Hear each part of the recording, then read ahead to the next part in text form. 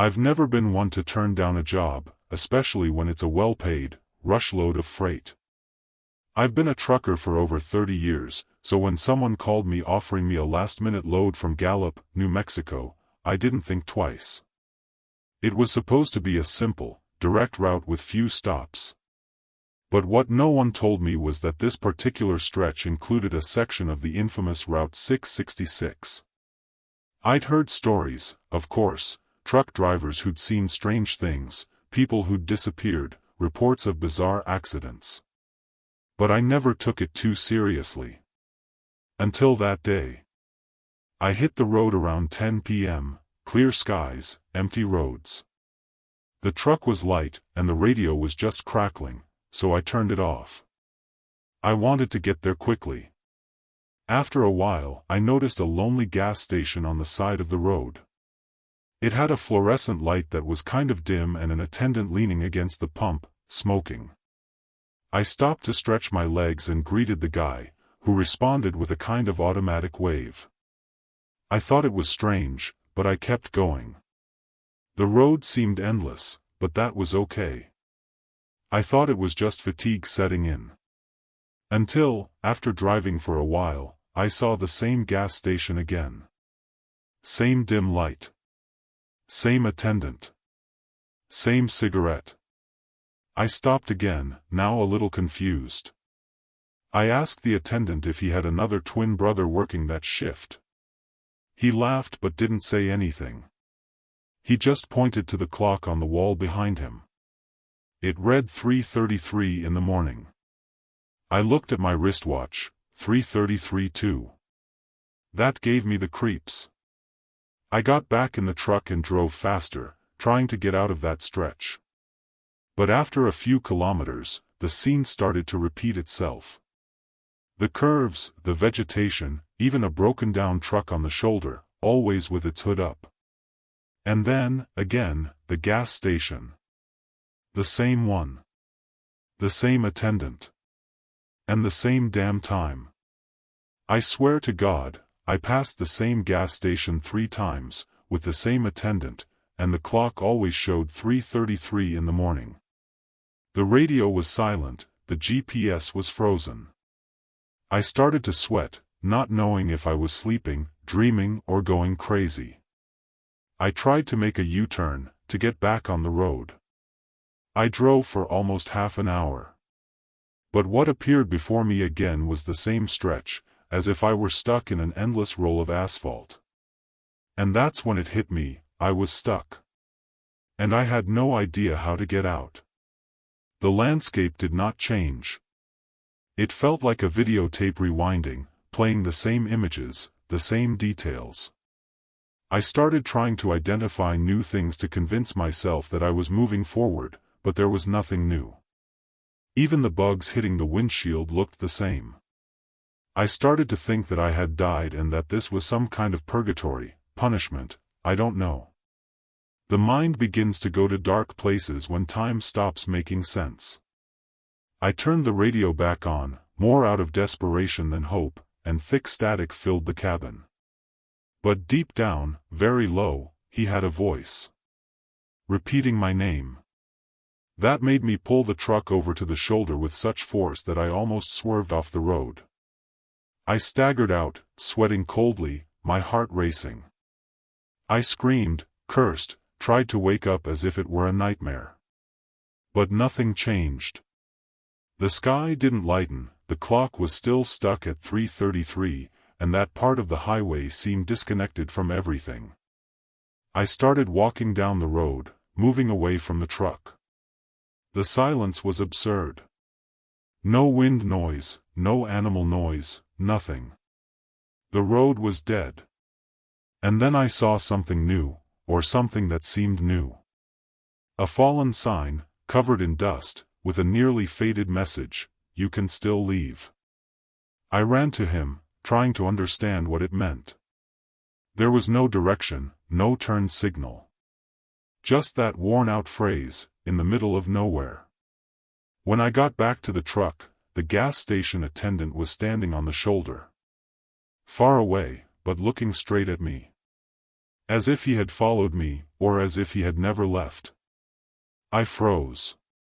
He didn't move. He just watched me.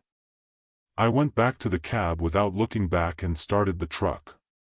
But this time, the engine took a while to start. When it finally started, the voice on the radio came back, and said something that gives me goosebumps to this day: "This is your last load." The words didn't make sense, but my body understood before my mind. As if that route was a trap. As if that freight wasn't just a delivery, but a passage. The last one. I started driving like crazy, accelerating as if I could outrun time itself.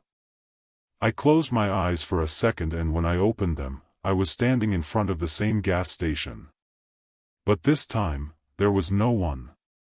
No gas station attendant, no light, no sound.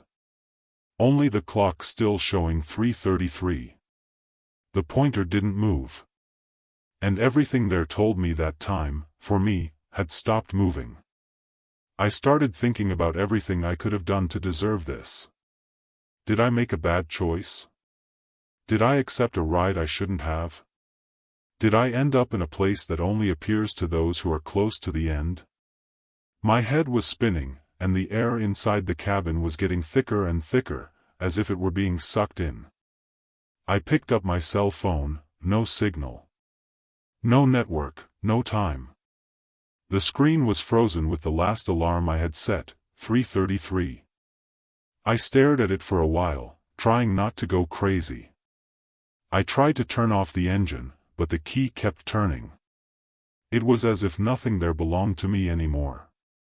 After a while, I blacked out. I don't know if I passed out, fell asleep, or simply disappeared. All I know is that I woke up to daylight streaming through the side of the cabin curtain. The engine was off. The radio was muted. I picked up my cell phone and it said 7:21 in the morning.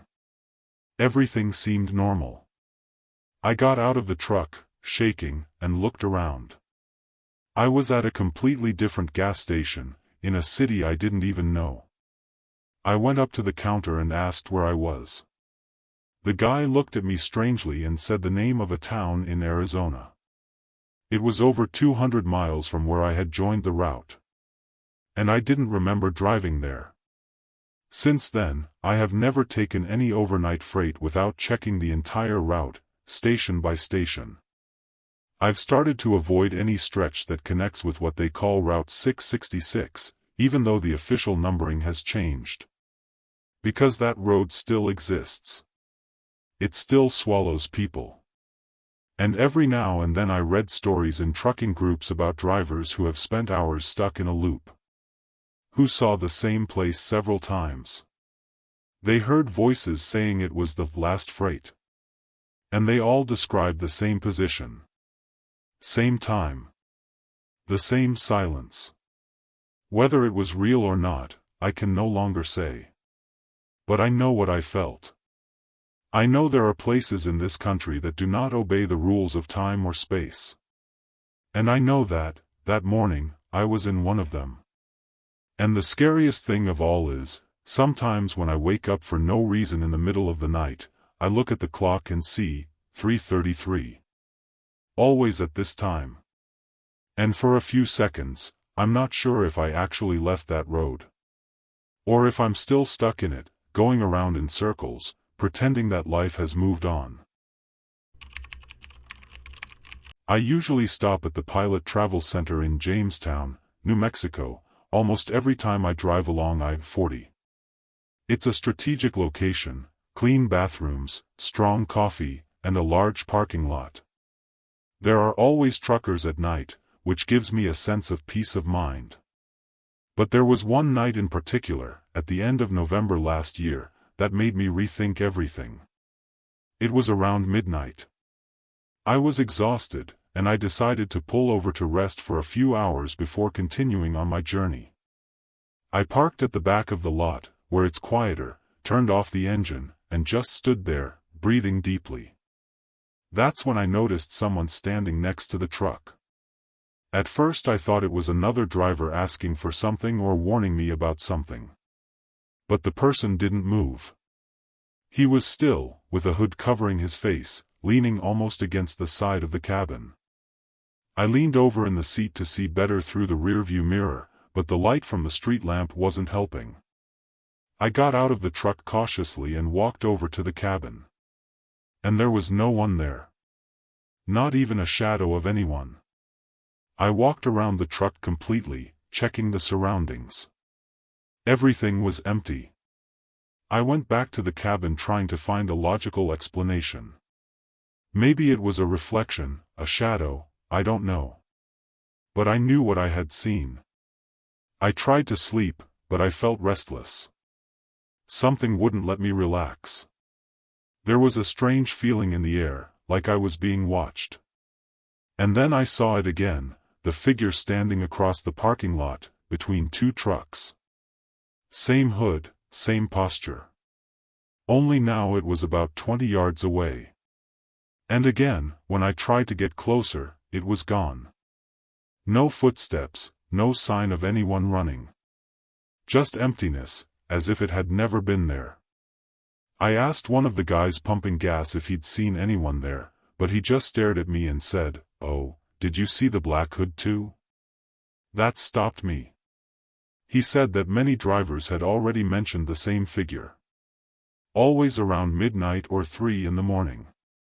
Always in the same parts of the yard, between the trucks or near the gas pumps. And always disappearing when someone tried to get close. He said that once he saw the hooded man standing right at the bathroom door, staring inside. When he went out to tell the manager, the guy had already disappeared. And since then, he avoided going there alone during the early hours of the morning. That gave me chills to the bone. I got back into the truck more tense than tired.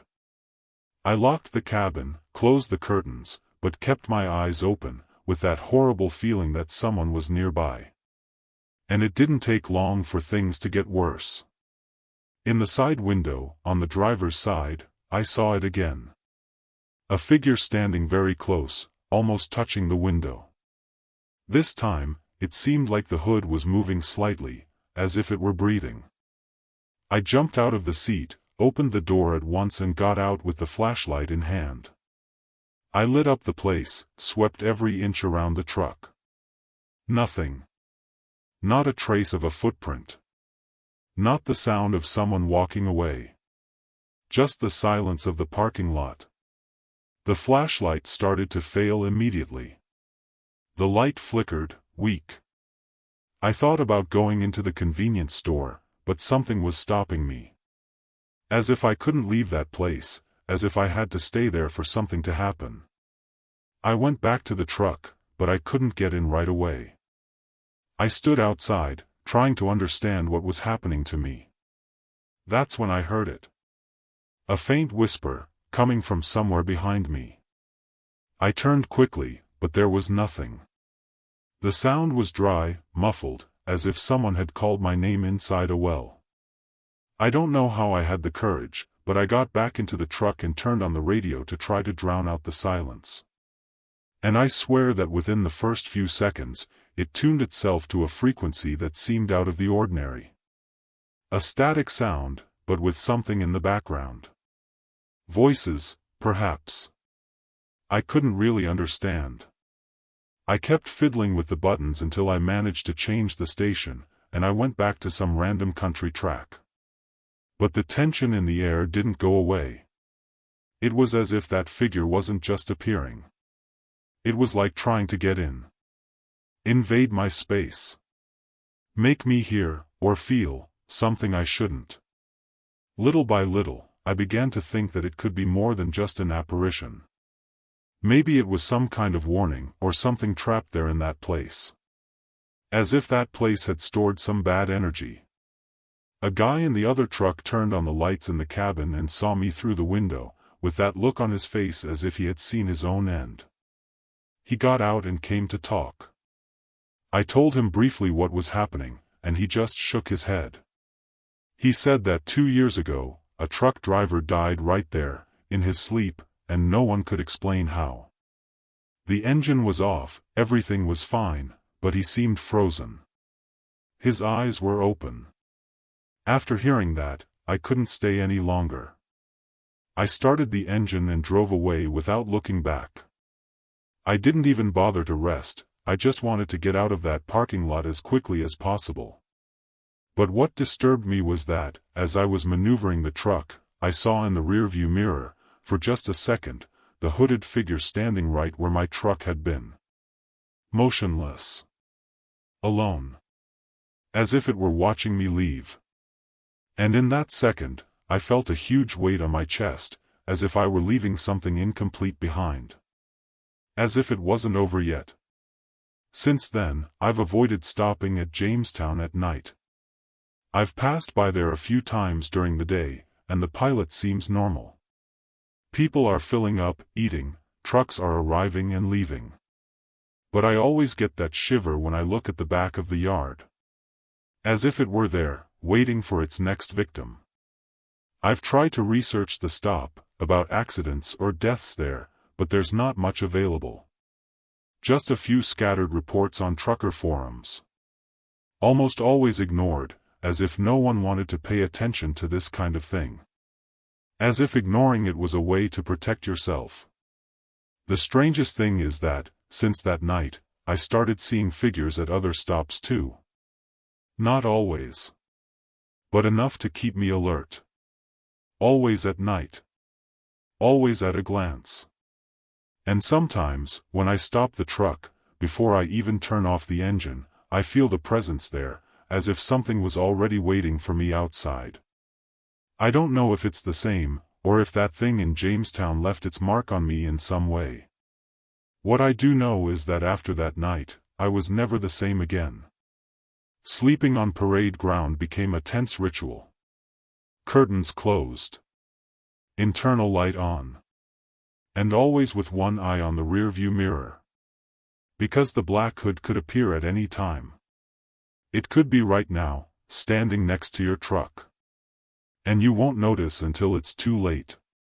When you go down to see it and there's no one there. But even then, you'll feel like it never left. It just moved. It's just waiting for the next driver to turn off the engine. I've always heard stories about going down Monteagle Mountain in Tennessee. Almost every truck driver who passes through there has a story to tell, brakes that failed, fog that appears out of nowhere, unexplained accidents. And the most common warning, don't go down the mountain at night. But that November night, I had no choice. It was an urgent delivery and was already late due to a mechanical problem the day before. I needed to make up for time. It was around 1 a.m. when I started the descent. The weather was dry, with no sign of rain, the road appeared to be calm. Until then, just another route like any other. A few kilometers before the descent, I came across two drivers stopped on the shoulder of the road. One of them signaled with his headlights and made a strange gesture with his hand, as if to say, "Don't go." I slowed down, opened the window and heard him shout something, but the wind muffled it. I only caught one word, "Go back." I didn't stop. I thought it was just another one of those road exaggerations, something people like to scare newbies. But I'm not a newbie. I've been in this life for almost 20 years and I've seen it all. I just hadn't seen this. When I started to descend, the truck felt lighter than usual, even with the heavy load. As if the air around me was different. The radio, which was tuned to a news station, began to crackle. I tapped the dashboard lightly, thinking it was interference from the mountain. But the crackling turned into a voice. A female voice, faint, almost whispering. It wasn't the newscaster. The voice repeated my name. At first softly, then more clearly. "You shouldn't be here," she said. I froze. I slowed down, took a deep breath, and thought about turning around. But here, on Monteagle, it's not that simple. You don't turn around and go back up as if it were flat. It's downhill, a sharp curve, and a ravine on both sides.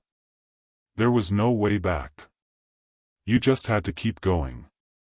The fog came out of nowhere. Dense, low, and completely out of season. It was like driving through a smoke tunnel. The headlights barely illuminated the asphalt, and visibility dropped to less than 3 meters. At that moment, the radio turned off by itself. And the dashboard flashed. For a second, all the displays went to zero: speed, fuel, mileage. Everything was off. Then it came back on, but with one detail: the digital clock, which had shown 1:23, now showed midnight. I locked my hands on the steering wheel and kept going. There was no other way. But what came next was the worst. On the right side of the road, I began to see lights. But they weren't lights from houses or other vehicles. They were like small lights floating between the trees, on the edge of the ravine. At first I thought they were reflections or hallucinations from fatigue. But one of them crossed the road in front of me.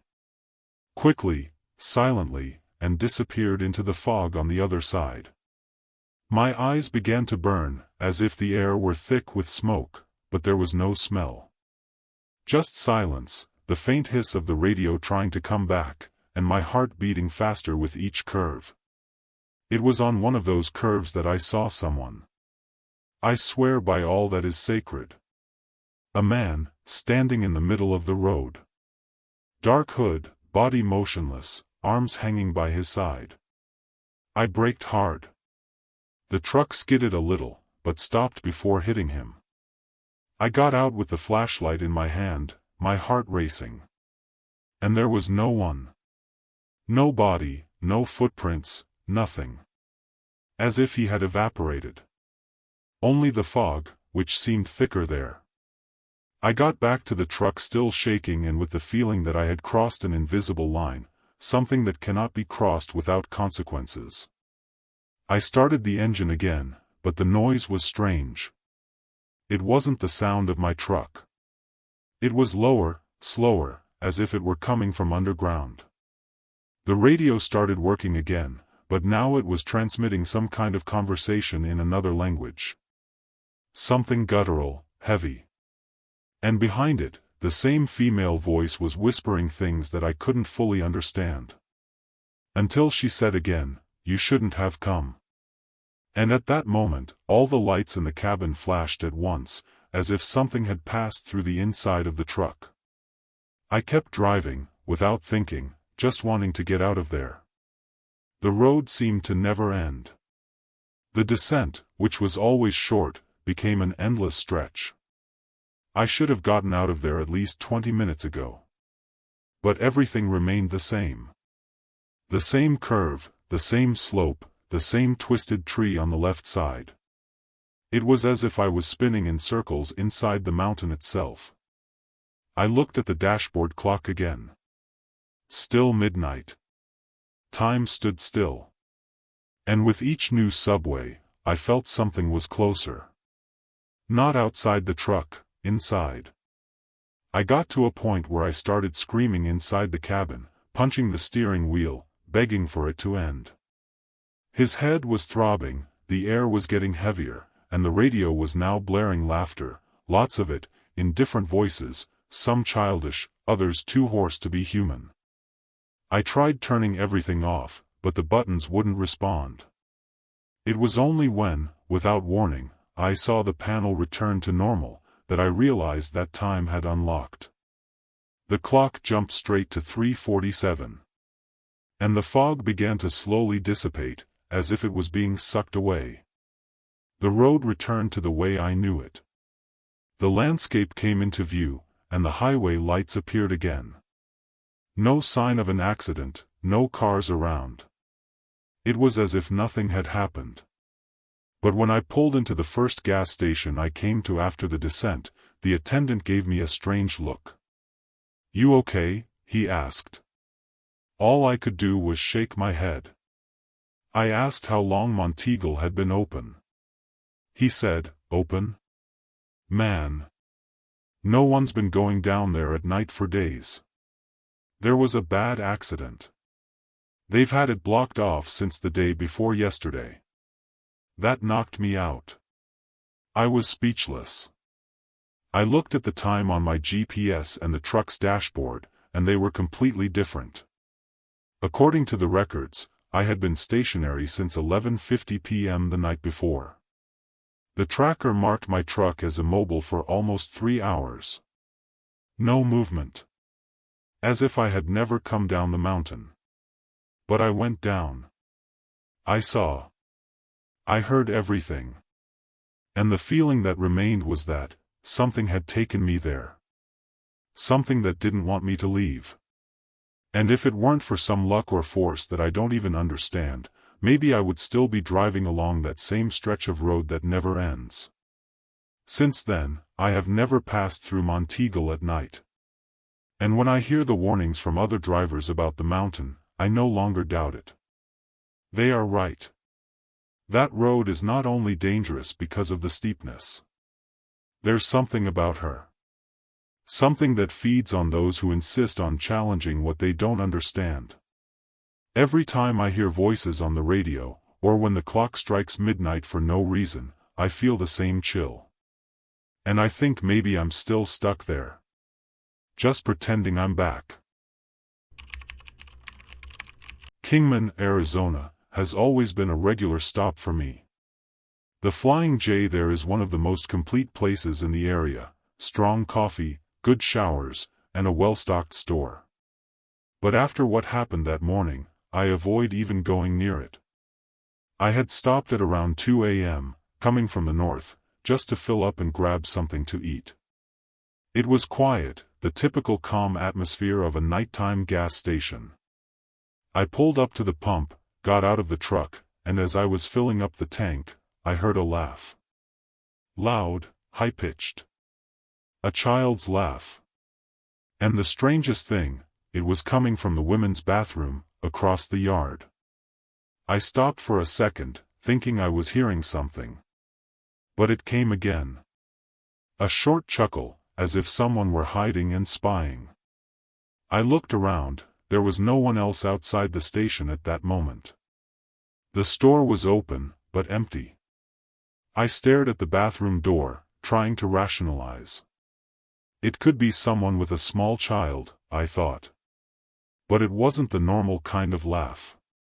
There was something ancient about that sound. Curious and uncomfortable, I walked over there. When I touched the door handle, the lights in front started flashing. Not the ones on the street, just the ones in the bathroom. As if something was reacting to my presence. I opened it slowly. It was empty. No sound. No footsteps. No smell of cleaning products, nothing. Just a heavy silence and the light failing in the back. I took 2 steps inside and looked around. The mirrors were all fogged up, even though no one was there. And then, in the corner of the sink, I saw a toy car. One of those old metal ones, like from the 70s. It didn't make sense for it to be there. I bent down to get a better look, and when I touched it, the sound of laughter came again. This time, very close, as if someone had whispered in my ear. I turned around right away, and the bathroom door was closing by itself. I ran out before it closed completely. I got back into the truck with my heart pounding like a hammer. I started the engine and stood there, trying to understand what had just happened. That's when an employee came out of the store to smoke and saw me with that look on his face like someone who had seen a ghost. I asked him if he had ever heard anything strange around there. He just exhaled smoke slowly and said, "You saw the children too, right?" I froze. I hadn't mentioned any children. I just asked about strange things. And he confirmed that, from time to time, laughter appears. Always in the same place. Always after 2 in the morning. The employee told me that the gas station was rebuilt on top of the rubble of another one that caught fire in the 1970s. A quick, brutal fire that destroyed almost everything in a few minutes. They said it was caused by a gas leak in the back, but what many people forget, or prefer to forget, is that that night, a school bus was parked there. Drivers say that the driver stopped to use the bathroom, left the engine running, and that's when everything happened. Several children died. Some, they say, didn't even get off the bus. Others ran into the building and got trapped. From then on, he said that it wasn't just one person who reported the laughter.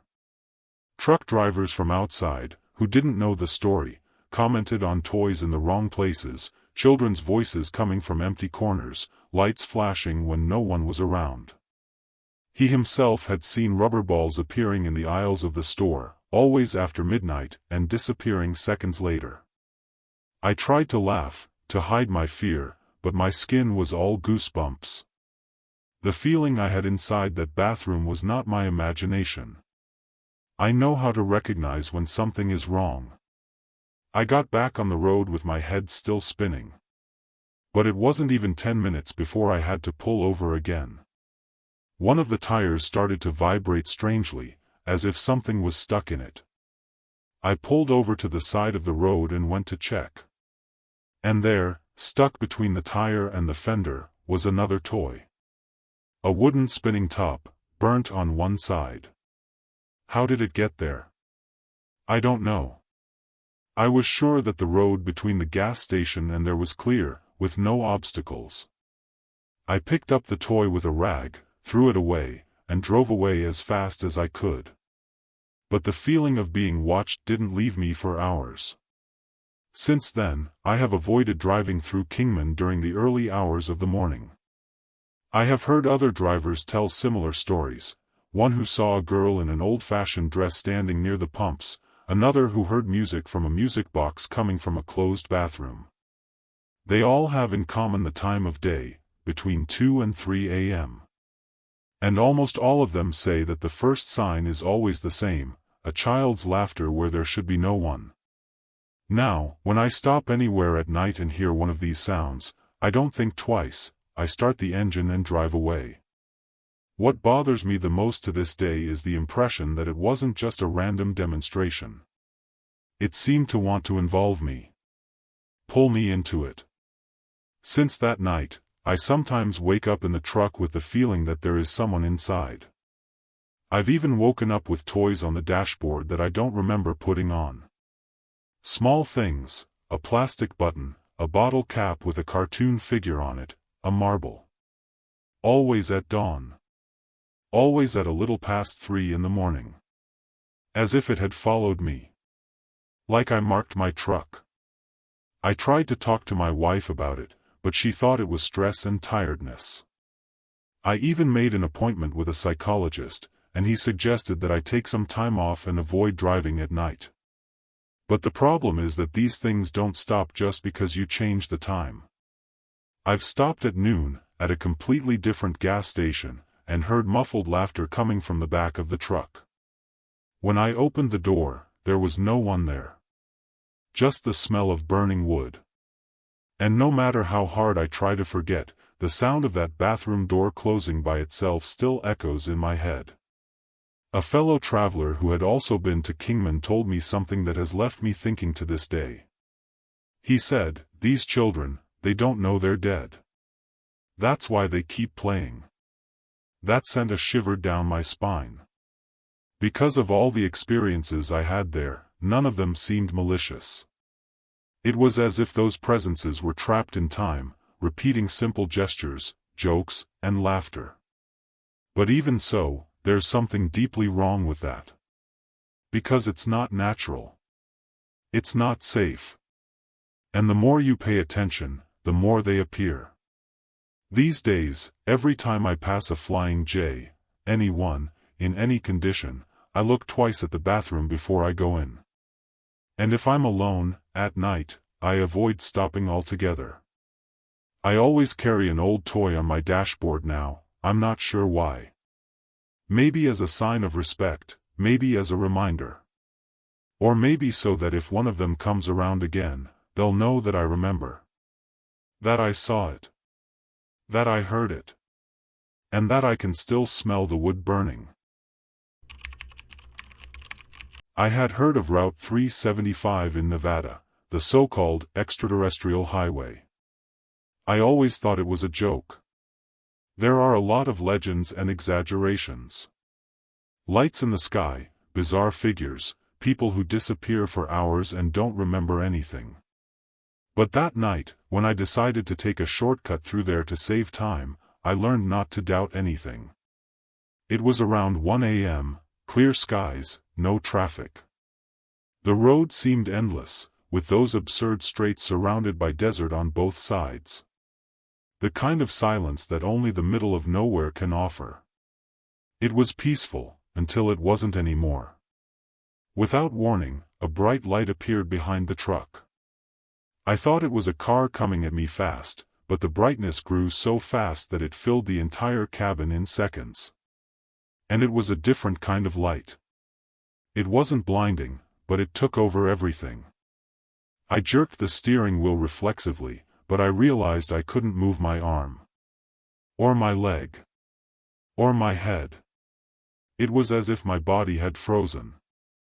I was awake, conscious, with my eyes wide open, but without any control. The cabin seemed to float for a moment. The radio turned off, and the sound of the engine disappeared. Everything was so silent it hurt. For a few seconds, which seemed like hours, there was only that, light and silence. The panel was flashing in a strange pattern, as if the buttons were being pressed by someone. One by one. Slow. Sequential. I tried to scream, but I couldn't even do that. It was the scariest moment of my life. The feeling was that I had been taken out of the world.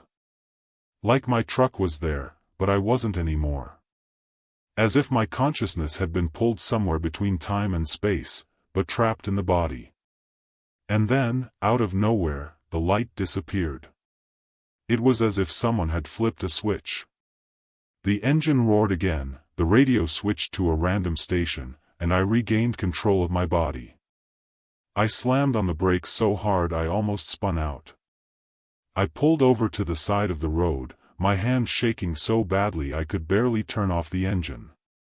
The digital clock on the dashboard was reset to midnight, and the GPS didn't show my location. Just a blank screen with a signal error. I stood there, breathing deeply, certain that something had gotten into the truck. Or gotten out of me. After a few minutes of trying to figure out what had just happened, I stepped out of the cab and looked up at the sky. There was nothing. No lights, no sounds, just the dark desert and the clear sky, dotted with stars. But the air felt different. Thicker, as if I had climbed thousands of feet. The skin on my arms was covered in goosebumps, and I was sweating cold even with the icy wind blowing against my face. I walked around the truck and saw something that stopped me in my tracks, marks on the asphalt, right behind the truck. 3 circles burned into the ground, as if something had landed there, or floated very close. I returned to the cabin completely disoriented. I turned on the radio, hoping to hear a human voice, some news, anything that would connect me back to the real world. But all the stations were just static. The GPS screen flashed for a second and then restarted, now showing a completely off-axis location, as if I were in another state. It was only after about 20 minutes that everything went back to normal, out of nowhere. GPS fixed, radio signal, clock showing 2:43. But I was absolutely certain that more than an hour had passed in that 0 time. I kept driving, but every time I looked in the mirror, I had the feeling that something was behind me. Not a car, something invisible, following the truck. To this day, I don't know if it was just paranoia, but the rearview mirror sometimes reflected something strange. As if there was someone in the back seat of the cab. I stopped, looked, nothing. But the feeling wouldn't go away. And there was a time, as I was getting closer to Rachel, when I heard breathing. Inside the truck. Loud. Panting. And I was alone. I locked everything, went straight to the first lighted gas station I found, and stayed there until dawn. The next day, I inspected the entire truck. I checked the cameras, sensors, and tracker. Nothing unusual. But there was something on the passenger seat that I didn't remember being there, a small piece of dark metal, the size of a button, with symbols engraved on it. Not letters. Symbols. They looked like handmade marks, but very precise. I put it in an envelope and it's still with me today. I showed it to 2 fellow drivers and neither of them could identify it. One of them told me to get rid of it. The other just kept quiet. I don't know why I still carry that thing. But every time I think about throwing it away, I get the feeling that someone, or something, is still watching me. After that day, I stopped driving through Nevada during the early morning hours. Every time I think about crossing Route 375 again, my stomach turns. I've heard other truck drivers tell similar stories, lights following their vehicles, radio interference, lost hours that no one can explain. But few speak openly. Some prefer to pretend it was just tiredness or delirium due to lack of sleep. I know what I felt. I know it wasn't in my head. It took me out of time. It took me off the road and put me in a place where I had no control. A place where we shouldn't be. Once, at a gas station near Tonopah, an older guy pulled me aside after hearing part of my story. He said something similar had happened in the 1980s, on the same stretch of 375. They always come back, he said. And if you felt them coming in, you left a door open. That haunted me for weeks. I would wake up in the middle of the night with the feeling that there was light inside the cabin. Not outside, inside. I've covered the sunroof, covered the windows, turned off all the appliances. It doesn't help. Some nights I wake up at exactly 1:17 a.m. Always that time. Always with a dry mouth and burning eyes. Nowadays, before any trip, I check the routes 10 times. I avoid any stretch that crosses the desert alone, even if it costs me more fuel and time. And yet, sometimes I feel like they're still with me. Not directly. But as if they knew where I was. As if that light, that paralysis, was not the end of the experience, but the beginning. And what happened that morning was just a test, an opening. Something that connected me to a side of the road that most people will never see, and maybe that's lucky. And if I can give one piece of advice to anyone reading this, here it is: if you're on Route 375, and a light starts to come closer, don't stop. Don't look at it. And most of all, don't let it get in. Because once it's in, it never leaves. You might keep driving, delivering cargo, going about your life. But a part of you is still there. Trapped in that glow. And eventually, they'll come back for the rest.